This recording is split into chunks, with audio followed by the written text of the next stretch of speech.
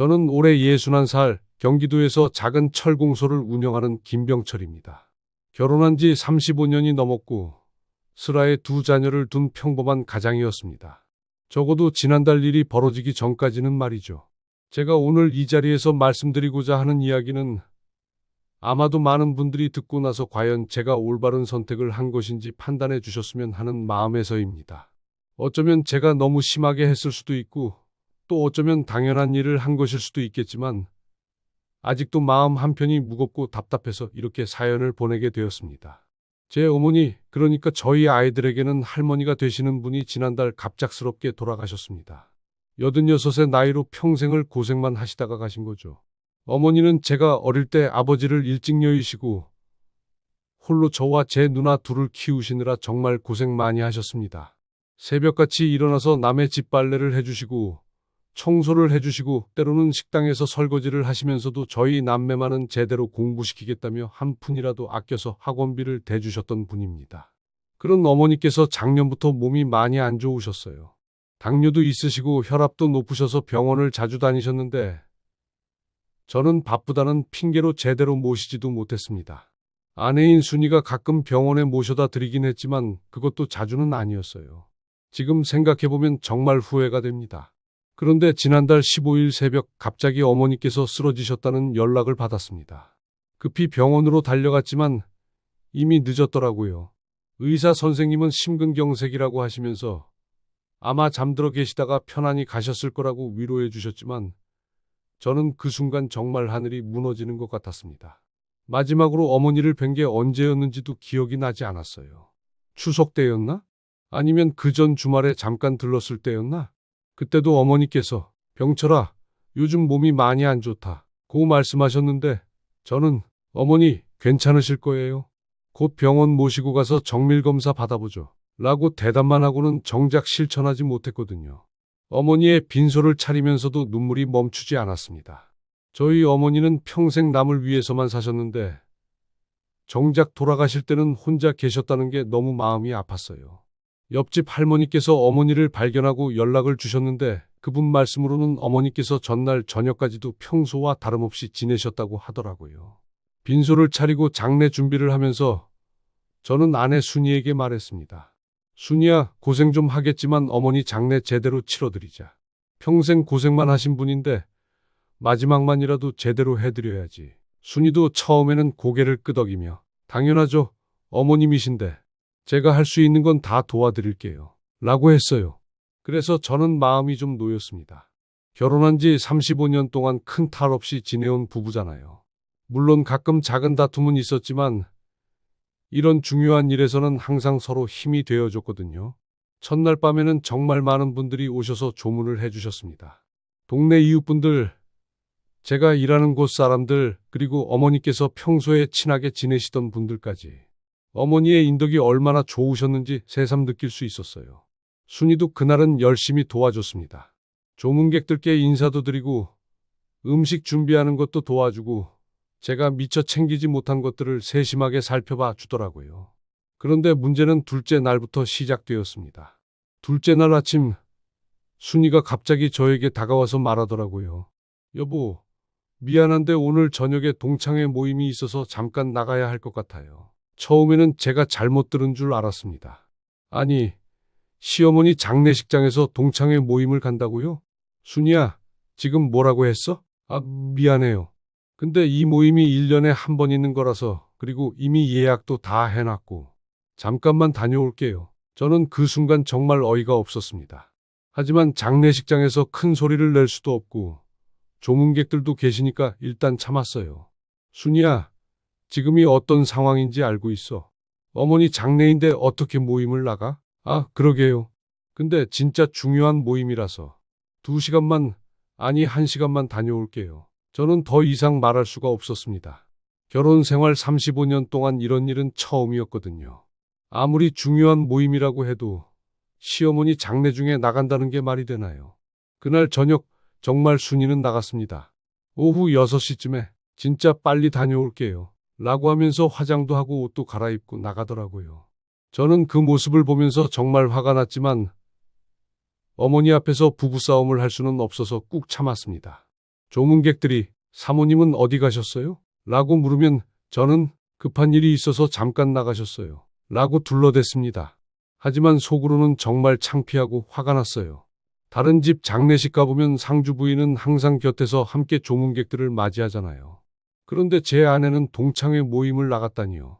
더 가관인 건 순이가 약속했던 한두 시간이 아니라 밤 11시가 넘어서야 들어왔다는 겁니다. 그것도 술 냄새를 풍기면서 말이에요. 여보, 미안해요.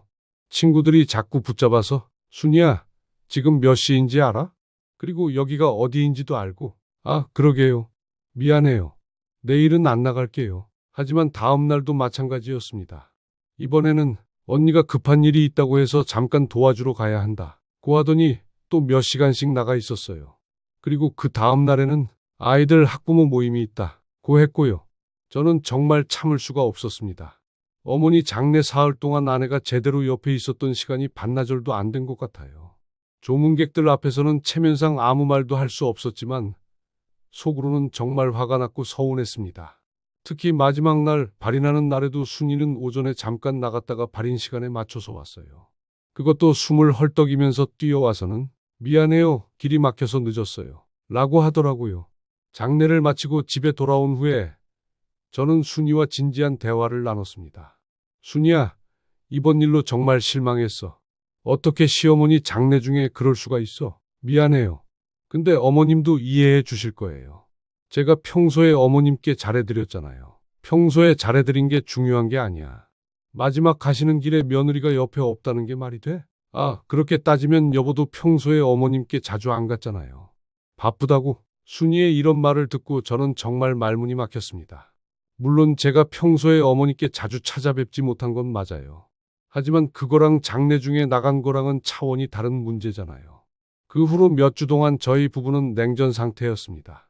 저는 순이가 진심으로 잘못했다고 인정하고 사과하기를 바랐는데 순이는 오히려 제가 너무 예민하게 반응한다고 생각하는 것 같았어요.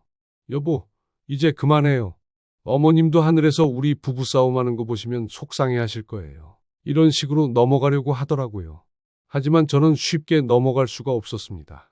35년 결혼 생활에서 이런 일은 처음이었고 무엇보다 돌아가신 어머니께 너무 죄송한 마음이 들었거든요. 그러던 중에 정말 예상치 못한 일이 일어났습니다. 순이의 어머니, 그러니까 저희 장모님께서 갑자기 돌아가신 거예요. 제 어머니가 돌아가신 지 정확히 2달후였습니다. 장모님은 평소에도 몸이 안 좋으셨지만 그날은 특히 갑작스럽게 돌아가셨어요. 순이에게서 연락을 받고 저도 급히 병원으로 달려갔습니다. 순이는 울음을 터뜨리면서 엄마, 엄마 하며 부르고 있었고 저도 마음이 아팠어요. 장모님은 저에게도 친어머니처럼 잘해주셨거든요. 빈소를 차리고 장례 준비를 하면서 순이는 저에게 말했습니다. 여보, 우리 엄마 장례 제대로 치러주세요. 평생 고생만 하신 분인데. 저는 그 말을 들으면서 2달 전 제가 순이에게 했던 말이 떠올랐어요.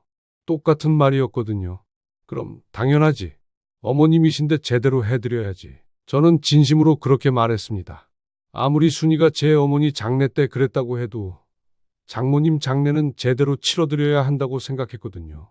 첫날은 정말 많은 일이 있었습니다. 조문객들도 많이 오시고 장례 준비할 것도 많고 저는 순이를 도와서 열심히 준비했어요.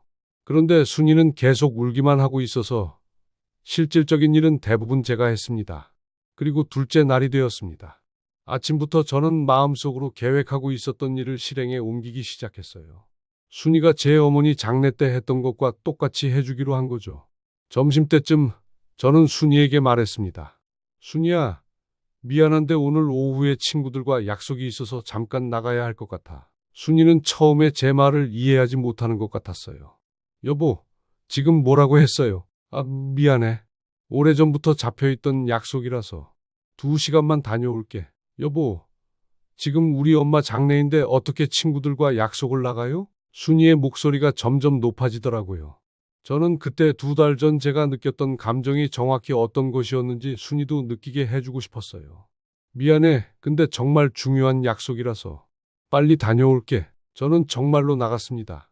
실제로 친구를 만나러 간 건 아니고 그냥 동네 카페에서 시간을 보냈어요. 하지만 순이에게는 친구들과 약속이 있다고 했으니까 그 시간만큼은 밖에 있어야겠다고 생각했습니다. 3시간 후에 장례식장으로 돌아갔을 때 순이는 정말 화가 나 있었어요. 여보, 어떻게 이럴 수가 있어요? 우리 엄마 장례인데. 미안해. 친구들이 자꾸 붙잡아서 늦었어. 이것도 2달 전에 순이가 저에게 했던 말과 똑같았어요.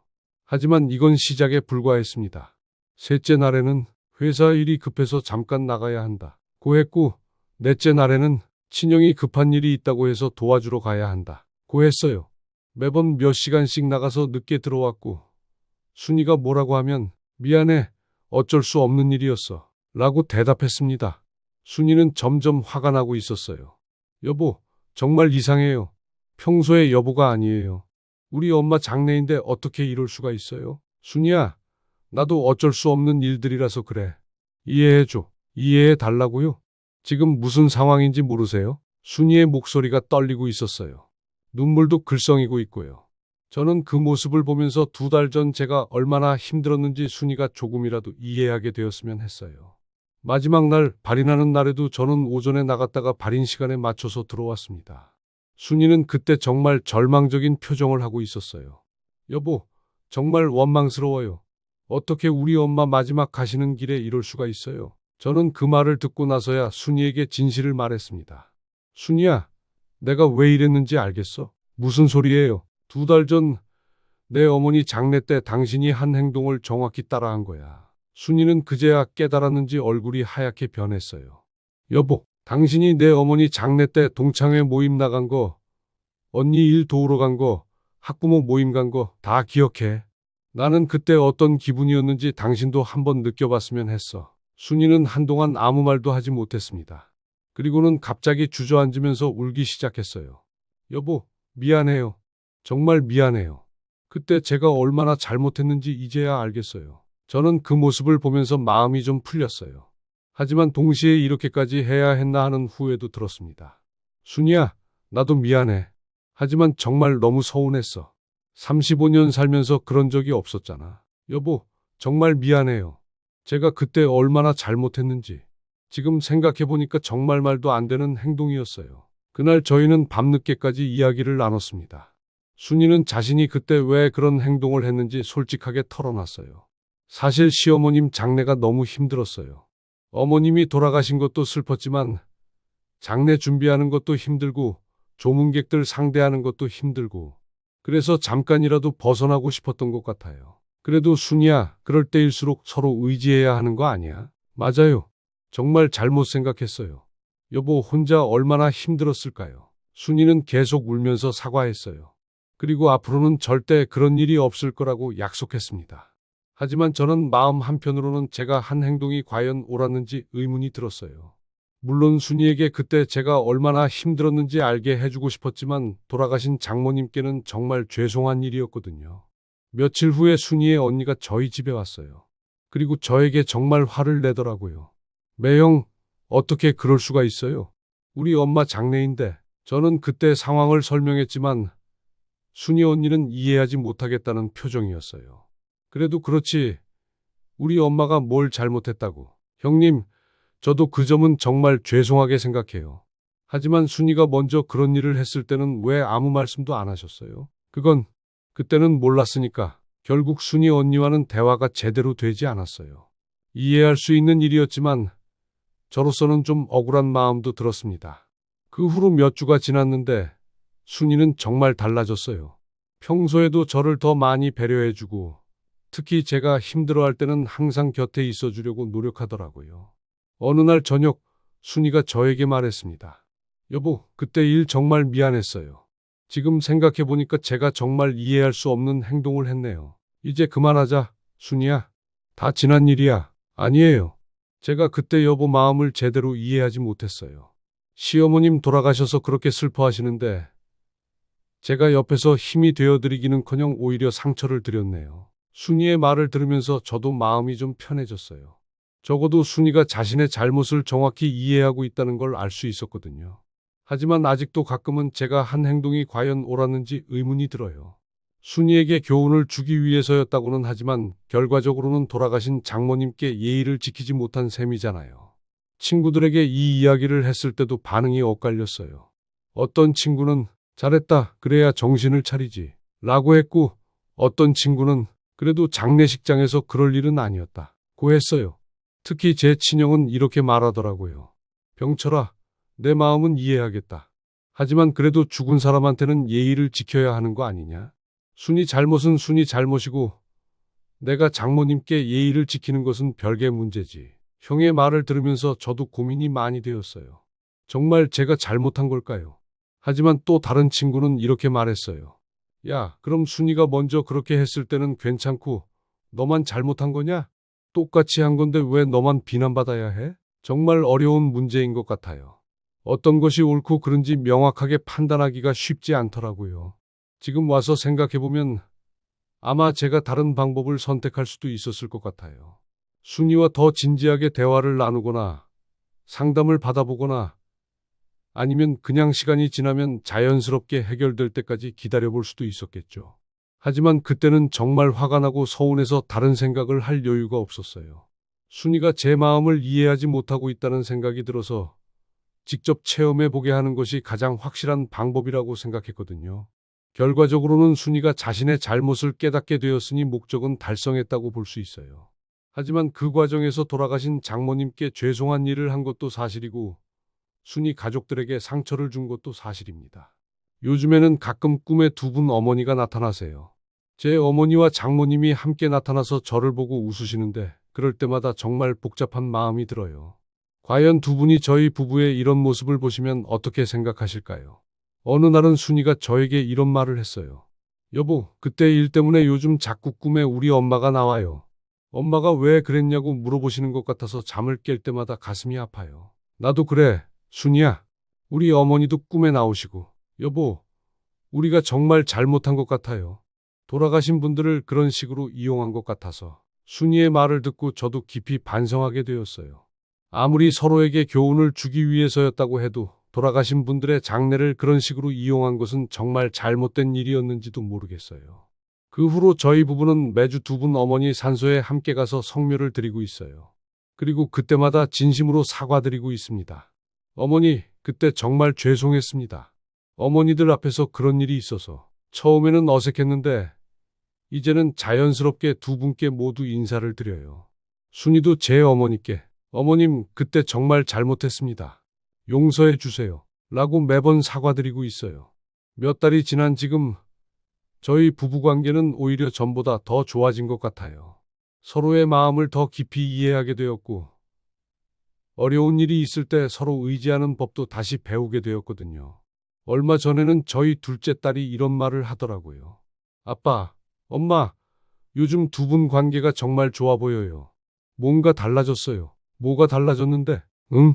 예전에는 그냥 습관적으로 같이 지내는 것 같았는데 지금은 진짜 서로를 생각하면서 지내는 것 같아요. 딸의 말을 듣고 순이와 저는 서로 보며 웃었어요. 아마 이번 일을 통해서 서로의 소중함을 다시 한번 깨닫게 된 것 같아요. 하지만 여전히 가끔은 후회가 됩니다. 특히 순이 가족들과 만날 때면 더욱 그래요. 순이 언니는 아직도 저를 좀 서먹하게 대하시고 순이 오빠도 그때의 일을 완전히 이해하지는 못하시는 것 같아요. 작년 추석 때 순이 집안 식구들이 모두 모였을 때 순이 오빠가 저에게 이런 말을 했어요. 매형, 그때 일은 이제 다 지난 일이지만 솔직히 말하면 아직도 좀 서운해요. 우리 어머니가 뭘 잘못했다고. 형님, 정말 죄송합니다. 지금 생각해도 제가 너무 심했던 것 같아요. 아니에요. 매형 마음도 이해해요. 하지만 그래도 좀 충격이었어요. 저는 그날 순이 가족들 앞에서 정식으로 사과했어요. 아무리 제 나름대로 이유가 있었다고 해도 결과적으로는 돌아가신 장모님께 예의를 지키지 못한 것이니까요. 정말 죄송합니다. 어머님께도 죄송하고 가족분들께도 죄송합니다. 변명의 여지가 없어요. 그날 이후로 순이 가족들과의 관계도 조금씩 회복되고 있어요. 완전히 예전처럼 편해지지는 않았지만 적어도 서로 노력하고 있다는 걸 느낄 수 있어요. 요즘 저는 가끔 이런 생각을 해요. 과연 제가 한 일이 정당한 복수였을까? 아니면 단순한 보복이었을까? 복수와 보복의 차이가 뭘까요? 복수는 정의를 위한 것이고 보복은 감정적인 것이라고 하잖아요. 그렇다면 제가 한 일은 어디에 해당할까요? 한편으로는 순이가 먼저 그런 행동을 했으니 저도 똑같이 할 권리가 있다고 생각해요. 눈에는 눈, 이에는 이, 라는 말도 있잖아요.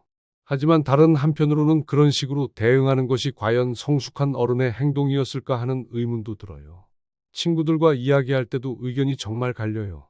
병철아, 너 잘했어. 순이가 먼저 그랬으면 너도 그럴 권리 있잖아. 아니야, 그래도 두 개의 잘못이 하나의 옳음을 만들지는 않지. 그럼 순이만 잘못하고 병철이만 참아야 해. 그게 공평한 거야? 공평하고 자시고의 문제가 아니라 죽은 사람 앞에서는 예의를 지켜야 하는 거 아니야? 정말 답이 없는 문제인 것 같아요. 어떤 관점에서 보느냐에 따라 판단이 완전히 달라지거든요. 몇 달 전에는 TV에서 비슷한 사연을 다루는 프로그램을 봤어요. 거기서 전문가가 이런 말을 하더라고요.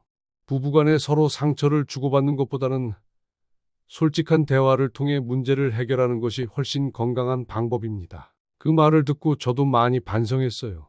아마 제가 처음부터 순이와 더 진지하게 대화를 나눴다면 이런 극단적인 방법을 쓰지 않아도 되었을지도 모르겠어요. 하지만 그때는 정말 대화가 통하지 않는다고 생각했어요. 순이가 자신의 잘못을 인정하지 않고 오히려 제가 예민하다고 하니까 말로는 안 되겠다 싶었거든요. 지금 돌이켜보면 아마 제가 너무 성급했던 것 같아요. 조금 더 기다려봤다면 순이도 시간이 지나면서 자신의 잘못을 깨달을 수 있었을지도 모르겠어요. 어쨌든 지금은 저희 부부가 서로를 더 잘 이해하게 되었으니 결과적으로는 좋았다고 볼 수도 있어요. 하지만 그 과정이 너무 극단적이었던 것은 분명해요. 요즘 순이는 가끔 저에게 이런 말을 해요. 여보, 그때 여보가 그렇게 하지 않았다면 저는 아직도 제가 뭘 잘못했는지 몰랐을 거예요. 그래도 순이야, 다른 방법이 있었을 텐데. 아니에요. 저는 정말 둔감했어요. 여보가 아무리 말해도 이해하지 못했을 거예요. 순이의 이런 말을 들으면 제가 한 일이 완전히 잘못된 것은 아니었다는 생각도 들어요. 적어도 효과는 있었으니까요. 하지만 동시에 이런 생각도 들어요. 과연 목적이 수단을 정당화할 수 있을까? 아무리 좋은 결과가 나왔다고 해도 그 과정에서 다른 사람들에게 상처를 준 것은 잘못된 일 아닐까요? 특히 돌아가신 장모님께는 정말 죄송한 마음이 들어요. 장모님은 아무 잘못도 없으신데 저희 부부의 갈등 때문에 마지막 가시는 길이 편안하지 못했을 거라는 생각이 들거든요. 가끔 장모님 산소에 가서 혼자 있을 때면 정말 진심으로 사과드려요. 어머님, 정말 죄송합니다. 어머님 장례를 그런 식으로 이용해서. 지금 생각해도 정말 잘못된 일이었어요. 그럴 때마다 바람이 살짝 불면서 나뭇잎이 흔들리는데 어머님이 답해 주시는 것 같은 기분이 들어요. 용서해 주시는 건지 아니면 여전히 서운해 하시는 건지는 모르겠지만요.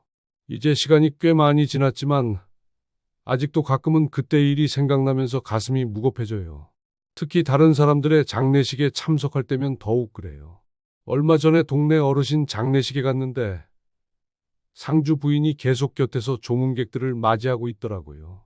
그 모습을 보면서 저게 정상이지, 우리가 했던 일은 정말 비정상적이었구나 하는 생각이 들었어요. 순이도 그날 집에 돌아와서 비슷한 말을 하더라고요. 여보, 오늘 장례식 가서 보니까 우리가 정말 이상한 일을 했네요. 맞아, 순이야.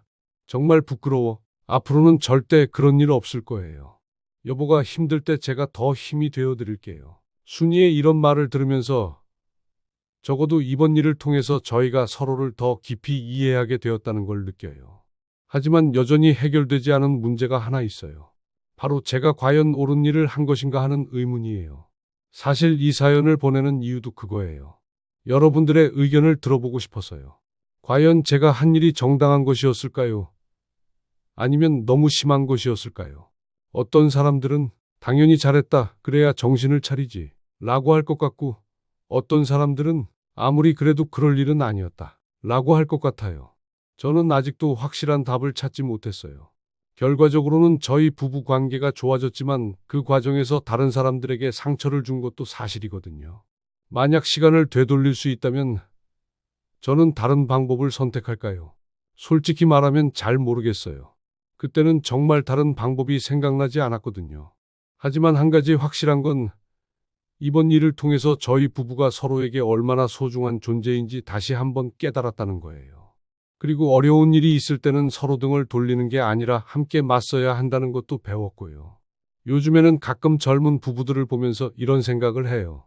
저희처럼 극단적인 방법을 쓰지 말고 처음부터 솔직하게 대화를 나누라고, 서로의 마음을 이해하려고 노력하라고. 물론 말이 쉽지 실제로는 어려운 일이에요. 저희도 35년을 함께 살면서도 이런 일이 생겼으니까요. 하지만 그래도 대화가 제일 중요한 것 같아요.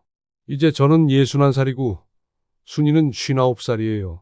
이제 나이도 들었고 남은 시간도 많지 않아요. 그래서 더욱 서로를 소중히 여기면서 지내고 싶어요. 가끔 두 분 어머니 사진을 보면서 이런 생각을 해요. 어머니들, 저희가 이렇게라도 서로를 이해하게 되었으니 이제 안심하세요. 라고. 물론 그 과정이 너무 극단적이었던 것은 후회돼요. 하지만 결과적으로는 저희 부부가 더 단단해졌으니 어머니들도 조금은 이해해 주시지 않을까 싶어요.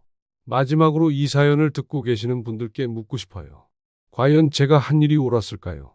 아내가 먼저 그런 행동을 했으니 저도 똑같이 할 권리가 있었던 걸까요? 아니면 그래도 죽은 사람 앞에서는 예의를 지켜야 했던 걸까요?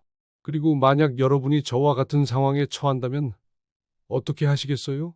참고 넘어가시겠어요? 아니면 저처럼 똑같이 갚아주시겠어요?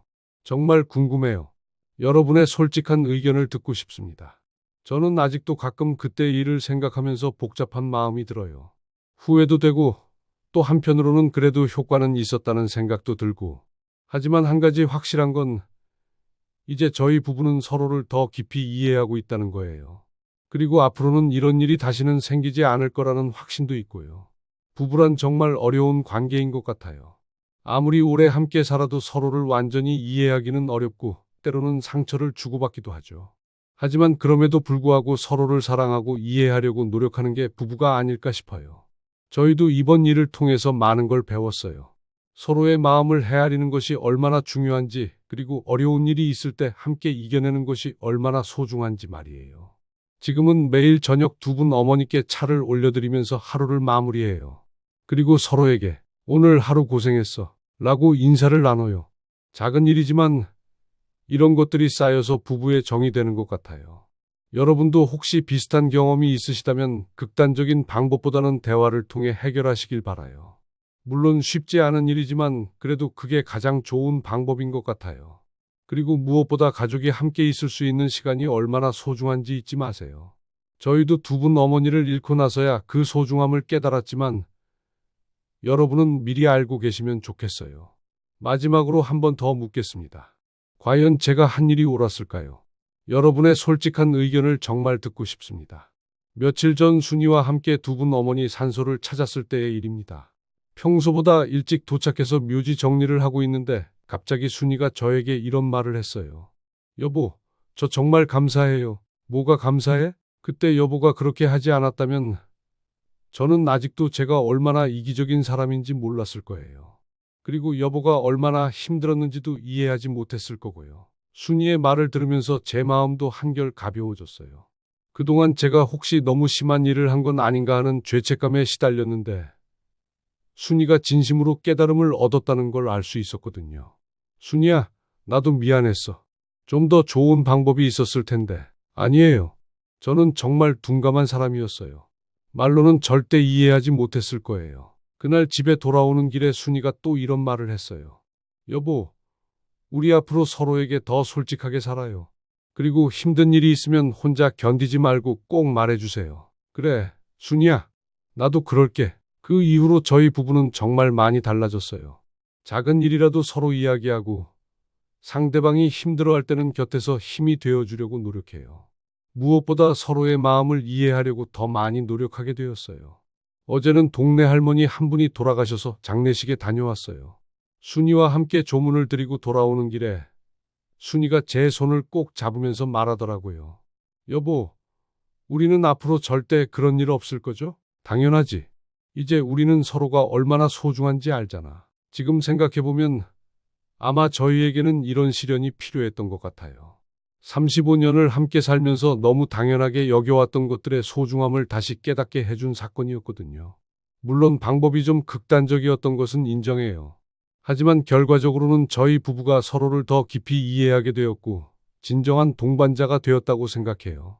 이제 저는 매일 저녁 두 분 어머니 사진 앞에서 이렇게 말씀드려요. 어머니들, 저희가 이제야 진짜 부부가 된 것 같아요. 서로를 이해하고 배려하는 법을 배웠어요. 비록 과정이 순탄하지는 않았지만 결국 좋은 결과가 나왔으니 이해해 주세요. 그러면 왠지 두 분이 미소 지으시며 고개를 끄덕이시는 것 같은 기분이 들어요. 오늘 이 사연을 통해서 제가 여러분께 전하고 싶은 메시지는 이거예요. 부부란 평생을 함께 가야 할 동반자입니다. 때로는 서로 상처를 주고받을 수도 있고 이해하지 못할 때도 있어요. 하지만 그럴 때일수록 서로를 이해하려고 노력하고 진심으로 소통하는 것이 중요한 것 같아요. 저는 극단적인 방법을 선택했지만 여러분은 저보다 더 현명한 방법으로 문제를 해결하시길 바라요. 대화하고 이해하고 서로의 입장에서 생각해 보세요. 그리고 무엇보다 가족과 함께할 수 있는 시간이 얼마나 소중한지 잊지 마세요. 부모님이 살아계실 때 더 자주 안부를 여쭙고 배우자가 힘들 때 곁에서 힘이 되어주세요. 마지막으로 혹시 저와 비슷한 상황에 처하신 분이 계시다면 이것만은 기억해 주세요. 복수나 보복보다는 용서와 이해가 더 큰 힘을 가지고 있다는 것을.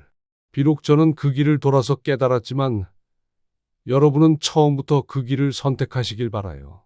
제 이야기가 여러분께 조금이나마 도움이 되었기를 바라며 오늘 사연을 마치겠습니다. 들어주셔서 감사합니다. 그리고 다시 한번 여러분의 솔직한 의견을 기다리겠습니다. 과연 제가 한 일이 옳았는지 여러분이라면 어떻게 하셨을지 정말 궁금합니다. 감사합니다.